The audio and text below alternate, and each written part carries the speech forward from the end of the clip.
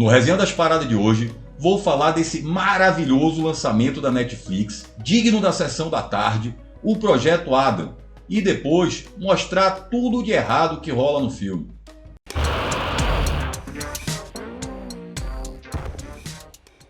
Hoje vou começar com a crítica sem spoiler e em seguida analisar o filme para mostrar tudo de errado que tem nele. E não é pouca coisa não. Esse vídeo é mais um patrocinado pelo Sinasef Brasília. Aqui eu agradeço muito pelo apoio dado. Lembrando que já está no ar nossa campanha do Apoia-se com brindes maravilhíssimos. O link está aí na descrição, logo abaixo do nosso Pix, por onde você também pode coçar o bolso para ajudar a gente a produzir cada vez mais vídeos para você. Mas e aí?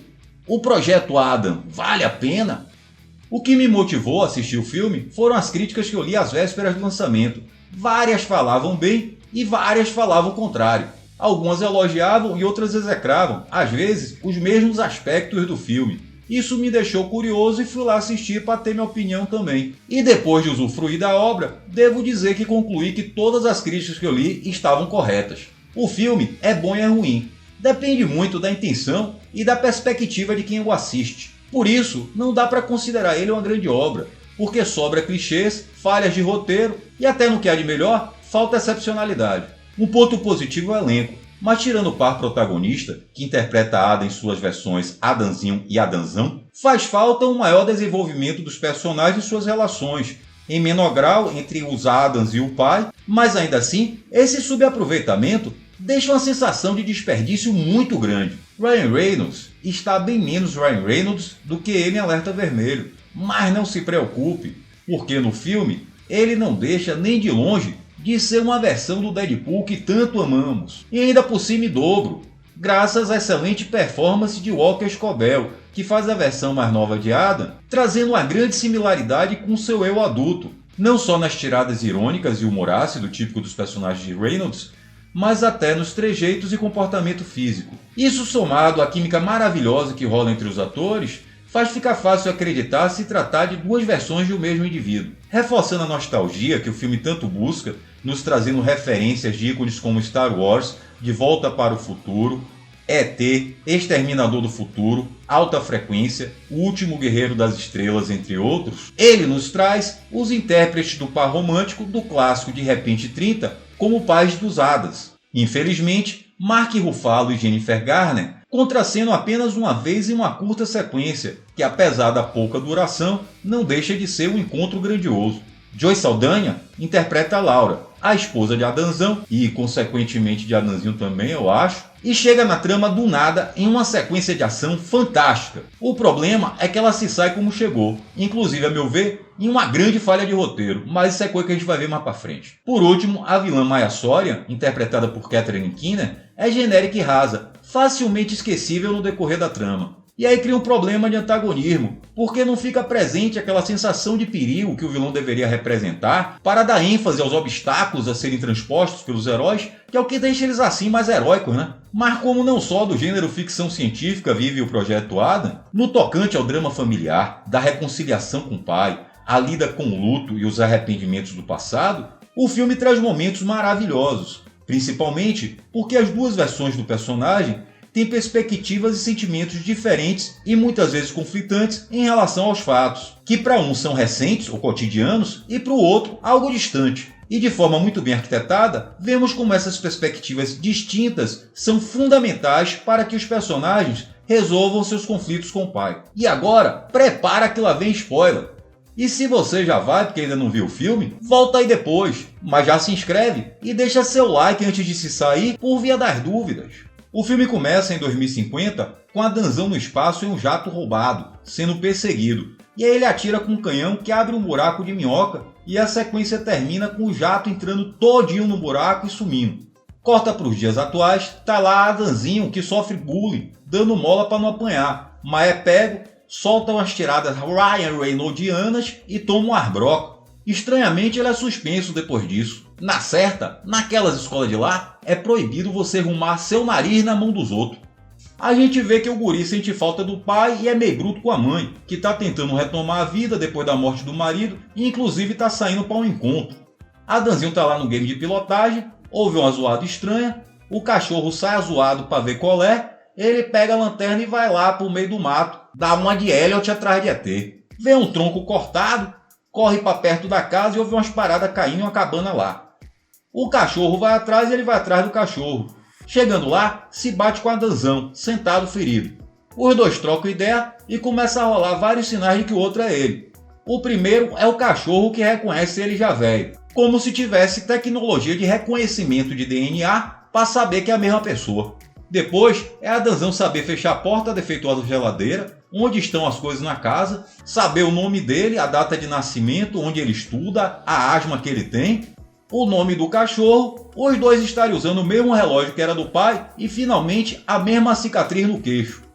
Detalhe que Adanzão tá com um buraco de bala na barriga de um lado a outro.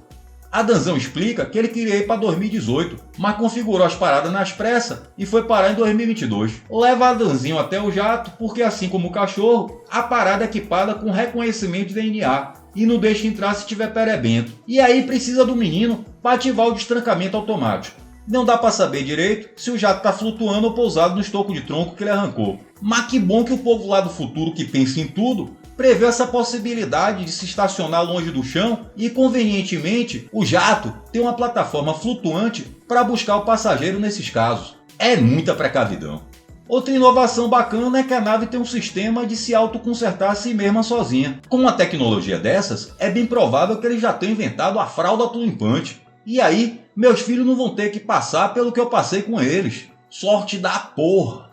O filme convenciona que Adanzão só vai se lembrar do que tá rolando ali quando ele voltar pro tempo fixo dele lá. E aí, Adanzinho já se toca que ele tá alterando a linha do tempo. Dia seguinte, Adanzão tá passando uma pomada no buraco da creca e diz que vai na farmácia comprar umas coisas para cicatrizar a ferida. Que é um buraco de bala que atravessou ele de lado a lado, a ferida é essa. Adanzinho sugere que ele vista as roupas do pai para ir lá. Ele pega uma jaqueta que o pai gostava e começa a dar uma apagação no guri pela forma como ele trata a mãe. Diz que 30 anos depois ele ainda tem nó no estômago quando lembra disso. Que ele tem ela para cuidar dele e ela só tem ela mesma. E ainda joga que sentia falta do pai quando ele estava vivo, depois que ele morreu não sentiu mais falta não. Pós-DR, a gente descobre que Adanzão está querendo resgatar a esposa dele.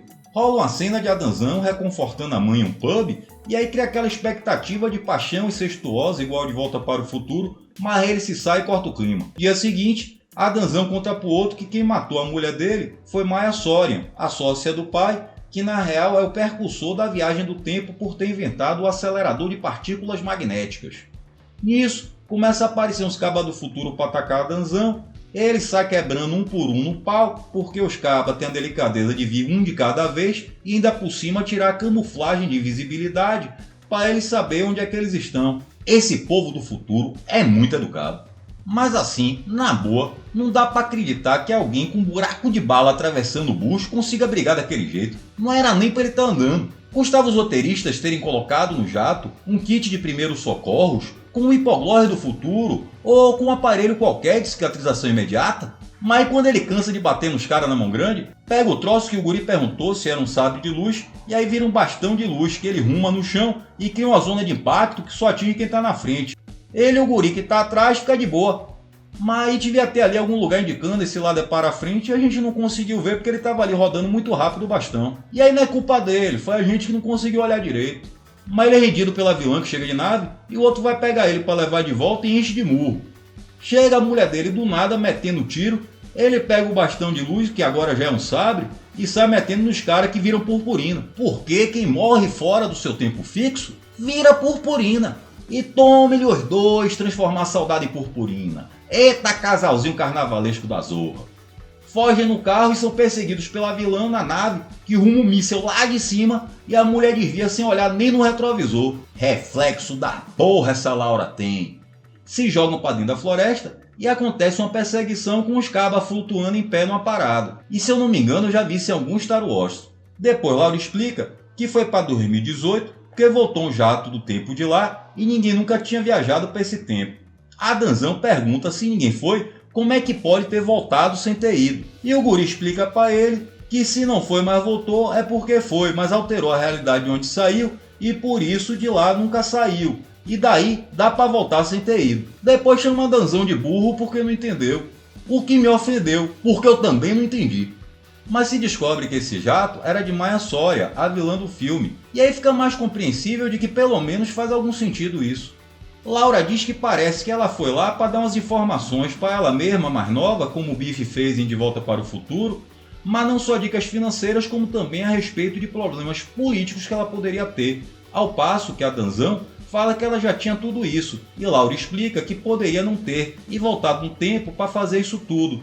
E por isso, não aparece ela indo para lá, só voltando de lá. E aí tudo começa a ficar mais claro, não para mim, mas para eles lá no filme. E aí é como diria Chico Buarque, o futuro não é mais como era antigamente. Ou seja, a linha do tempo já teria sido alterada e precisava ser realterada, não necessariamente como era antes. Até porque eles não estavam lá para saber como é que era. E quem estava, a vilã, segundo a teoria do próprio filme, ao voltar para o seu tempo fixo, teve sua memória atualizada. Então, eles vão voltar para restaurar a linha do tempo para o que exatamente? Tanto faz, não é isso? Acabando esse papo cabeça, a mulher de Adam se lembra que está lá há 4 anos sozinha e na de tirar o atraso vai para cima dele na intenção de meter dança. O guri se sai para dar um rolê, porque o filme é friend family, não dá para criança ficar vendo isso. A mulher ruma ele na parede, agarra com vontade e aí ele começa: uai, peraí que eu tomei um tiro. Quando é para quebrar os caras no pau, ele tá cheio de energia. Mas quando a mulher chega junto é uai. Quer dizer, na hora de fazer sexo é que ele sente o buraco doer? Beleza. Depois disso é um drama porque ele tem que voltar no tempo para impedir a viagem no tempo e ela não pode ir junto porque o jato só aceita o DNA dele, não deixa nem dar carona. Povo morrinha da desgraça esse do futuro. Fazer um veículo anticarona. Aliás, como é que ele pretendia resgatar ela, amarrando na asa? Porque pelo visto não dá nem pra ela ir intocada no bagageiro. E é aí que pra mim tá uma grande falha de roteiro. Porque se ela tá lá 4 anos, pra que esse drama todo? Era só quando ele voltasse no tempo e pegar ela, já sabe até onde é que mora. Tá certo que não ia encontrar ela com esse fogo acumulado de 4 anos, mas também ele não aguenta. Eu realmente não entendo porque quando ele volta não vai atrás dela. Até porque a mulher casca grossa ia ajudar bastante na missão. E outra, ela esperou 4 anos para dizer para ele voltar 4 anos para fazer o que ela poderia ter tentado fazer há 4 anos e ficou de bobeira. Rola uma cena de ação e Laura se lenha. O cara diz que precisa do guri para pilotar o jato até determinada altitude, que aí desativa o bloqueio de creca, mas na hora do vamos ver, só usa o guri para dar ignição. E aí a gente não sabe se ele se esqueceu dessa regra ou só estava engabelando o moleque. Acontece uma perseguição aérea por dentro de um Canyon, algo nunca antes visto no cinema. E o guri topa voltar do tempo com Adam velho, mesmo sabendo que a nave só tem mais um salto temporal e que o único plano dele é achar o pai para ver se ele tem um plano. Em uma das cenas mais absurdas do filme, o outro jato está lá de frente para os deles com a metralhadora disparada, ele acelera para cima das balas até chegar perto e entrar no buraco de minhoca. Quer dizer, no futuro, os jatos vão ter uma aerodinâmica tão foda que as balas vão desviar, sensacional. O pai encontra os Adam e se reta porque eles não deveriam estar lá, devia estar cada um em seu tempo. Adam velho fica pirado e mete um soco na cara do pai, e aí o pai vai e mete outro na cara dele. E assim começa essa emocionante reconciliação familiar. Finalmente, eles conseguem falar pro pai para deixar de se preocupar porque o fluxo do tempo já foi alterado e tá de boa. Mas o pai diz que eles não têm prova e que não vai alterar nada não, que pode dar merda. A vilã encontra com ela mesma para falar do que tá rolando. E é então que rola uma cena fantástica entre os dois Adams. Uma verdadeira lição de vida. O Adam paga pro Adam que ele só não gosta do pai porque se forçou a ficar com raiva, que era mais fácil do que sentir saudades depois que o pai morreu. E prova, contando que o pai chegava em casa do trabalho, mas jogava beisebol com ele toda noite. Coisa que ele não estava lembrando porque se forçou a ficar com raiva e esqueceu das paradas. E o guri diz que está tratando mal a mãe porque é mais fácil ficar com raiva do que ficar triste. Da mesma forma que para o outro, é mais fácil ficar com raiva do que ficar com saudade. Ou seja, a raiva é um sentimento que substitui qualquer outro. Fica aí a dica para você que está sentindo alguma coisa que está te incomodando. Sinta a raiva e coloque ela no lugar do sentimento que lhe aflige. Se você estiver triste, fique com raiva, a tristeza passa. Tá com dor de cabeça? Fique com raiva, a cabeça passa. Sentindo fome? Sinta raiva, a fome passa. Tá carente porque não tá ficando com ninguém? Fique com raiva. Sua roupa tá amassada? Sinta raiva, a raiva passa. Adanzão resolve invadir o prédio da vilã e coloca Adanzinho pilotando o drone, para o guri também poder agredir e matar pessoas. O sabre novamente vira bastão e, apesar de ser fino feito a porra, defende a Adam dos tiros, porque os inimigos, sempre muito educados, fazem a gentileza de mirar no bastão. Detalhe que mesmo quando os tiros atingem sua mão não dá nada, porque ele está segurando o sabre bastão de luz. E aí quando ele está quase sendo atropelado, chega o pai dele e atropela o carro. E é um momento emocionante porque ninguém esperava que o pai dele fosse aparecer ali. Depois de condenar tudo o que ele está fazendo, o pai diz que só está lá porque sem ele o outro não vai conseguir. Mais um paradoxo. O pai explica que não adianta destruir o acelerador porque a vilã vai constrói outro. Tem que destruir o algoritmo, e esse algoritmo só está na cabeça dele ou no processador neuromórfico de diamante duro, que é só uma porra do HD. Quando eles conseguem tirar o HD, chega um armaia com o soldado futuro, querendo que eles entreguem a parada. Como eles não entregam, ela manda entrar o Adam novo e coloca a arma na cabeça do guri para reforçar o pedido.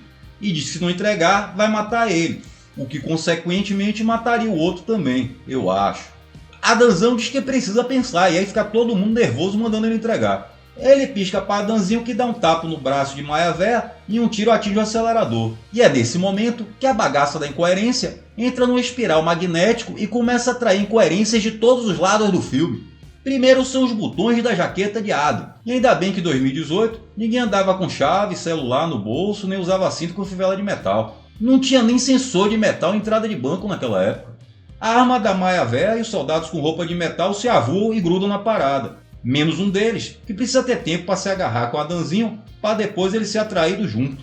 Apesar de aparentemente estar com a mesma roupa dos outros soldados e estar ali carregando algumas coisas de metal, ao capanga de Maia é dada a liberdade de não ser atraído, para ele poder lutar com Adam Velho, que puxa do bolso aquela arma versátil que às vezes é sabre e às vezes é bastão, e que aparentemente é de plástico, porque não foi atraída pelo magnetismo. O pai de Adam cola ali no computador para tentar parar o acelerador, e apesar da gente ter visto o monitor ser atraído, o que ele usa é imune a forças magnéticas. O capanga puxa ali duas facas de luz, que devem ter cabo de plástico, e começa a lutar com a Adanzão. Detalhe é que tanto o pai quanto os dois Adam estão usando o mesmo relógio, que pelo visto também é de plástico. Agora veja que fuleiragem o caba deixar um relógio de plástico pros filhos. Que herança de merda da zorra! Do nada, as facas de luz viram no tchaco. E eu fico pensando se essas armas são alguma referência lá aos Transformers, porque não é possível um negócio desse. Adanzão toma no tchaco, mas alguma coisa que não era de plástico resolve ser atraída naquela hora para bater na parada e levar embora para os cabas poderem brigar na mão. O Adam Guri tem força suficiente para derrocar a luva do acelerador e rumar ela na cara do soldado, e depois deslizar com ela porque seu peso é maior do que a força do magnetismo. Depois o guri acha o sabre de luz, que abre como bastão, ruma ele no chão, avua uns 10 metros e pousa do lado da briga. E aí começa a rodar o bastão como se tivesse feito isso a vida toda, que nem foi tão longo assim. Rodar bastão é um negócio fácil, basta ter força de vontade e mexer os braços. Mas não adianta que toma logo uma bifa. Mas aí, quando a Danzão vê o outro apanhando, fica puto e defende como se fosse nele. E era, eu acho. Toma uma rasteira de 3 mortal e nisso ele nem lembra que tem um buraco de bala. Ia ser massa se a mulher dele aparecesse ali do nada gritando "Vamos fazer amor!" para ele começar com "Uai, uai, uai!" Mas ele se livra do cara botando a cabeça dele na frente de um pedaço de porta de metal que estava de passagem. A Armaia aparece ali com uma arma enorme. E não vou dizer que a arma era de plástico, porque a essa altura nem adianta mais. O filho diz pro pai que aquela arma ali tem munição perfurante e anti-blindagem, mas aí o pai diz que é para ela atirar. A Maia Véia atira, a bala segue reto até o momento que fica em frente à Maia Nova. Então ela para, começa um giro sobre o próprio eixo na direção oposta do acelerador e faz um giro de 270 graus, parando voltada de frente para a Maia Nova e segue na direção do acelerador atingindo ela. O pai fala para a Maia Véia que ela nunca entendeu a ciência e ela vira purpurina. Isso me deixou com algumas dúvidas. Considerando que a arma era de plástico e por isso não foi atraída, a bala em seu interior não seria? Considerando que a arma era de plástico e possuía algum tipo de isolamento magnético que impedisse que a bala em seu interior fosse atraída, ao ser disparada, ao invés de reta, parar, girar 270 graus e aí sim ir na direção do acelerador, não seria mais lógico ela perfazer uma trajetória parabólica? Considerando que a física fumou merda junto com o diretor e que o certo seria a bala ir reto, parar, fazer a volta e depois seguir na direção do acelerador, não seria mais lógico ela girar 90 graus no sentido da força de atração? Considerando todo o contexto, quando o pai de Adam diz "você nunca entendeu a ciência", ele está falando com Maia, com a direção do filme ou com quem está assistindo e comendo esse reggae? Comenta aí você que assistiu, não achou nada de estranho nessa cena não? Mas chega a ser injusto dizer que o filme deixa essas questões no ar, porque logo depois o pai explica que sabia que esse tipo de munição tem um núcleo de aço magnético. E é ele acabar de explicar que vê a mensagem dizendo que falta 10 segundos para eles correrem e escaparem por pouco. E assim, na perspectiva de Hollywood, tanto em 2022 como em 2050, vai ter gente olhando para isso roendo as unhas e pensando "oh meu Deus, será que eles vão conseguir?" O trio sai andando e o pai fala que achava que os filhos iam sumir depois que eles destruíssem a possibilidade de viagem no tempo. E Adanzão explica que o tempo precisa de tempo para se atualizar e tinha tempo que eu não ouvia uma explicação tão boa. Mas aí, eles fazem o que para aproveitar o tempo com o pai? Tentam convencer o pai a evitar o acidente e não morrer, porque a linha do tempo já está tão bagunçada e assim não dá nem para saber se a morte dele não foi consequência de alguma alteração na linha do tempo. Ficam lá abraçados com o pai, trocando "eu te amo", porque vai ser a última oportunidade que eles vão ter de fazer isso? Não, vão ficar jogando bolinho pro outro até sumir. Depois disso ainda rola uma cena final em 2022 e outra em 2050. Mas eu não vou comentar não, porque eu não gosto de dar spoiler. Bom filme. Recomendo.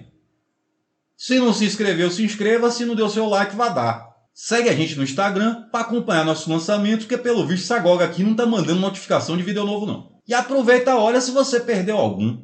O nosso Instagram é Resenhando as Paradas.